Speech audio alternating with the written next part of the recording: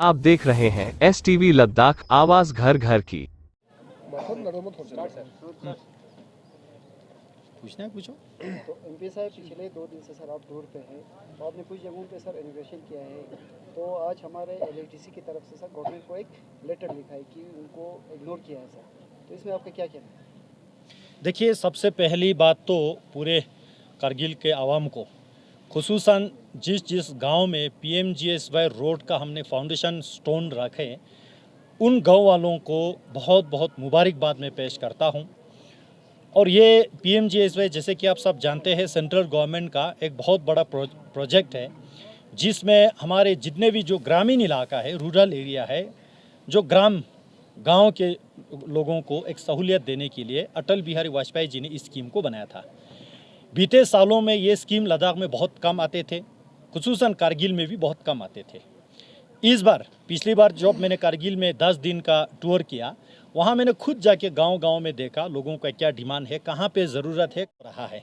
मैं आपको बताना चाहता हूँ, काउंसिल को कोई अंडरमाइन नहीं हुआ है, ना हमने किया है। मैं बताना चाहता हूँ, यदि अगर काउंसिल अंडरमाइन हुआ है तो ये सवाल फिरोज़ खान साहब को पूछना चाहिए। जब यहाँ पे कारगिल डेवलपमेंट अथॉरिटी के नाम से एक गेजेट नोटिफाइड होता है, जिसमें आपने कारगिल के पूरा सेंट्रल इलाका आप लिख के देते हैं कि ये ज़मीन काउंसिल से हटा के आप एडमिनिस्ट्रेशन को हवाला करते हैं, वहाँ पे आपका काउंसिल अंडरमाइन नहीं होता है क्या? ये कारगिल के आवाम को जवाब देना चाहिए। लेके CC ने नहीं दिया, हालांकि दोनों काउंसिल के आगे UT एडमिनिस्ट्रेशन ने प्रपोजल रखा। यहाँ के काउंसिल ने, फिरोज़ खान साहब ने बिना पढ़े बिना समझे अंधाधुन उसको साइन करके, जितना कारगिल के लोगों के जो आवाम के हक और हुकूक है वो लिखित में दे के ट्रांसफ़र किया लैंड का पावर। वहाँ आपका काउंसिल अंडरमाइन नहीं होता है क्या? आज क्या यहाँ जो है बड़े बड़े प्रोजेक्ट्स का हम फाउंडेशन स्टोन लगाता है, उसमें 2-3 काउंसलर का हम नहीं लिखते हैं, वो भी बोर्ड MP नहीं बनाते हैं, बोर्ड हमारे टीम नहीं बनाते हैं, बोर्ड बनाता है एग्जीक्यूटिव डिपार्टमेंट एजेंसी।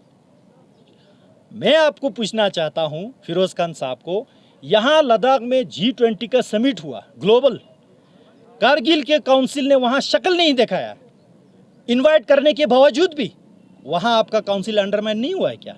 वहाँ आप लोगों को क्या जवाब दोगे?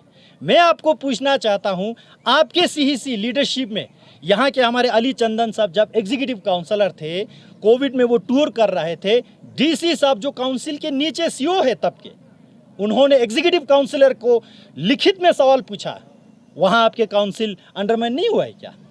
यहाँ आपके सीटिंग एग्जीक्यूटिव काउंसलर, जिस पे 420 का मुकदमा चल रहा है, करप्शन के एक्ट के अंदर चल रहा है, 295 सेक्शन में FIR हो चुका है, हर 10-15 दिन जो है थाने में PC बुलाते हैं झंडा लगा के, एग्जीक्यूटिव काउंसलर के ऑफिस पे पूरा पुलिस का टीम जाके छापा मारता है, वो क्या आपके काउंसिल को अंडरमाइन नहीं है? आज हमने लोगों की खिदमत में बड़े बड़े प्रोजेक्ट्स का टोटल कुल मिला के काल 4 रोड, आज मैंने 2 रोड का दराज में किया, तो कुल 45 करोड़ के प्रोजेक्ट हमने आवाम की खिदमत में लगा के दिया। आपको लगा कि काउंसिल अंडरमाइन हो रहा है? भाई देखो, कुछ लोगों ने फिरोज़ खान साहब को प्रेशराइज किया, मेरे इलाके में मेरा नाम नहीं लिखा। भाई इलाका किसके? मैं क्या यहाँ की MP नहीं हूँ? मैं क्या आपको रिप्रेजेंट नहीं करता हूँ? आपके गाँव को खिदमत करना मेरा फ़र्ज़ नहीं है क्या? या तो आप मुझे लिखित में दे दे कि आप मरपोटोक में नहीं जा सकते, टाम्बिस में नहीं जा सकते, आप लंकर से ब्रोक में नहीं जा सकते, मुझे लिखित में दे दे। मैं आपको ये भी याद दिला दूँ, ये ऑटोनोमस हिल डेवलपमेंट काउंसिल का मैं एक्स ऑफिशियो मेंबर हूँ, मेरा हक है यहाँ पे, और ये हक आवाम ने दिया है मुझे, कॉन्स्टिट्यूशन ने दिया है, LHDC एक्ट ने दिया है, नेशनल कॉन्फ्रेंस ने नहीं दिया है। तो ये जो है आवाम को समझना चाहिए, आज इनके पास ना एजेंडा है, ना पब्लिक को जवाब देने के कुछ है नहीं है। हालांकि हमने काउंसिल को एम्पावर किया है। यहाँ पे मैं आपको गिन के बता सकता हूँ, मैं जब ले काउंसिल में CEC था, यहाँ भी कोई CEC था, तब हमारे काउंसिल का बजट जो है 55 करोड़ था सालाना के बजट। आज 45 करोड़ का तो PMGSY रोड का फाउंडेशन स्टोन जो है 2 दिन में रख रहे हैं हम। 55 करोड़ से उठा के हमने, हमारे सरकार ने, मोदी जी ने आज 300 करोड़ के बजट दिया है। फाइनेंशियली हमने क्या काउंसिल को एम्पावर नहीं किया है? आपके काउंसलर के जो CCDF 18 लाख हुआ करता था UT बनने से पहले, हमने उसको 18 लाख से उठा के आज 1.5 करोड़ 1,50,00,000 का CDF बना के दिया है। हमने क्या काउंसिल को एम्पावर नहीं किया है? ये बजट जो है क्या आपको नेशनल कॉन्फ्रेंस के फारूक अब्दुल्ला साहब ने दिया, उमर अब्दुल्ला साहब ने दिया? देखो, आपके काउंसलर को एम्पावर करने के लिए आज कुछ काउंसलर जो चिल्ला रहे हैं ना कि मेरा नाम नहीं लिखा है, मेरा नाम नहीं लिखा है, उन काउंसलर को मीडिया वाले पूछना चाहिए, आप PMGSY के लिए रिक्वेस्ट लेके MP साहब के पास कितनी बार गया? एक दफा नहीं आया ये लोग मेरे पास। गांव वालों ने मुझे बताया, वहाँ के विलेज रिप्रेजेंटेटिव ने बताया, हमारे पार्टी के कारकुनों ने बताया। आज इनको जब यहाँ पे फाउंडेशन स्टोन लगा रहे तो भाई मेरा नाम नहीं लिखा, मेरा नाम। हालांकि यही काउंसलर लोगों को, मुझे मेंबर ऑफ पार्लियामेंट को, हमारे नरेंद्र मोदी जी को, यहाँ के लेफ्टिनेंट गवर्नर को शुक्रिया अदा करना चाहिए। 30,000 से इनका सैलरी उठा के जब हाजी साहब चेयरमैन थे 60,000 किया, 60,000 के बाद हमने 1,20,000 किया इनका। तो क्या हम काउंसलर को एम्पावर नहीं कर रहे? आवाम की खिदमत में हम काम नहीं कर रहे? भाई देखो, नाम लिखने नहीं लिखने से काउंसिल जो है ऊपर नीचे नहीं जाता है। लोगों को मेरे नाम से, आपके नाम से कोई लेना देना भी नहीं है। लोगों को काम चाहिए और वो काम हम कर रहे हैं। मैं दावे के साथ कह सकता हूं, जितने रोड कारगिल के लिए 27 रोड का अभी फाउंडेशन स्टोन रखना है, जिसमें से अभी 6 ही हुआ है और 21 रोड का फाउंडेशन स्टोन रखना है। मुझे कोई मतलब नहीं इसमें, जिसको तकलीफ होता हो, जो खुश होता हो। आवाम की खिदमत में गांव-गांव जाता हूं, लोगों के सामने मुंह उठा के बात करता हूं, कोई चोरी छिपे नहीं करता हूं। तो ये जो है फिरोज़ खान साहब जो लिख रहा है, मुझे नहीं पता कि वो खुद की इंटेंशन से लिख रहा है या उनको अभी भी 1-1.5 महीना काउंसिल बचाना है, कुछ लोगों को नाराज़ नहीं करना है, उस हिसाब से लिख रहा है। क्योंकि करगिल का काउंसिल जो है झूल खाते खाते यहाँ तक पहुँच गया है। फिरोज़ खान साहब को मुबारक है, लेकिन इलेक्शन जाने से पहले लोगों के सामने इस तरह के बयानबाजी ना करें जो लोगों को पसंद नहीं आए। मैं इतना ही बताना चाहता हूँ। बहुत बहुत धन्यवाद। सर, काउंसिल के कुछ रिप्रेजेंटेटिव को लेके जाते तो इस पर क्या? कहाँ पे? Foundation students. अरे भाई, खुद तो आए मेरे पास, वो मुझे बोले कि भाई साहब आपने बहुत बहुत धन्यवाद, मोदी जी ने ये रोड दिया, जल्द से जल्द इसका टेंडर करे। कोई नहीं आया।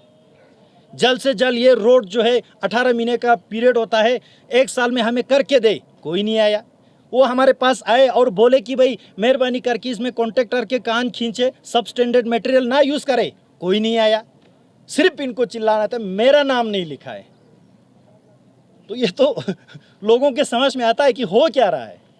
हालांकि मैंने कभी नहीं पूछा कारगिल में कितना इनॉग्रेशन हुआ, जिसमें MP साहब को आपने बुलाया नहीं बुलाया, नाम लिखा नहीं लिखा, हमने नहीं पूछा। हमको लोगों की खिदमत से मतलब है। मेरे नाम लिखने से क्या फ़र्क पड़ेगा, नहीं लिखने से क्या फ़र्क पड़ेगा?